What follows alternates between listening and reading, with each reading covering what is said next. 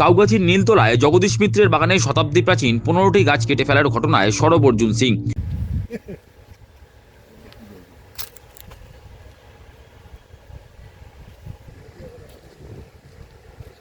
পুকুর কিংবা জলাশয় ভরাট রুখতে এবং নির্বিচারে বৃক্ষছেদনের বিরুদ্ধে বারংবার কড়া বার্তা দিচ্ছেন রাজ্যের মুখ্যমন্ত্রী মমতা বন্দ্যোপাধ্যায়। অথচ মুখ্যমন্ত্রী সেই হুঁশিয়ারিকে উপেক্ষা করেই রাজ্যের বিভিন্ন প্রান্তে দেদার চলছে পুকুর ভরাট।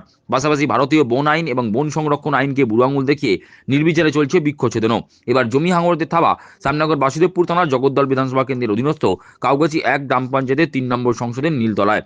সেখানে সুবিশাল একটি বাগানে থাকা শতাব্দী প্রাচীন বহু বড় বড় গাছ কেটে সাফ করে দেওয়া হয়েছে বলে অভিযোগ উঠেছে।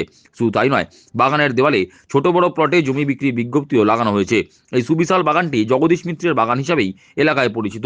প্রসঙ্গত, গত 30শে জুলাই বাসুদেবপুর থানা পুলিশ হানা দিয়ে অবৈধভাবে গাছ কাটার কাজে যুক্ত ঠিকাদার নিযুক্ত 2 জন কর্মীকেও আটক করেছিল।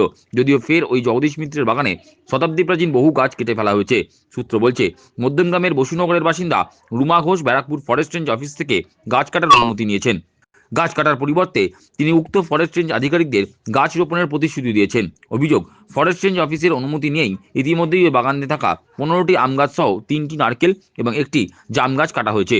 বৃক্ষরোপণ না করেই নির্বিচারে এইভাবে গাছ কাটা যায় কিনা তা নিয়েই প্রশ্ন উঠেছে। নির্বিচারে বৃক্ষছেদনের বিরুদ্ধে সরব হয়েছেন ব্যারাকপুরের প্রাক্তন সাংসদ অর্জুন সিং। বৃহস্পতিবার নিজের এক্স হ্যান্ডেলে টুইটে প্রাক্তন সাংসদ লিখেছেন, স্থানীয় বিধায়কের মদতে জমি মাফিয়ারা 150 বছরের প্রাচীন 15টি গাছ কেটে সাফ করে দিয়েছে। এই বিষয়ে তিনি রাজ্যপাল থেকে শুরু করে রাজ্যের বনমন্ত্রী, ব্যারাকপুর সিটি পুলিশের দৃষ্টি আকর্ষণ করেছেন। সেই সঙ্গে নির্বিচারে বৃক্ষছেদনের বিরুদ্ধে তিনি তদন্তের দাবিও করেছেন। কাউগাছির নীলতলার গাছ কাটা নিয়ে স্থানীয় পঞ্চায়েত সদস্য তথা পঞ্চায়েতের কৃষি ও প্রাণী দপ্তরের সঞ্চালক শুভেন্দু ভট্টাচার্য বলেন, বন দপ্তরের অনুমতি নিয়েই ওই বাগানে গাছ কাটা হয়েছে।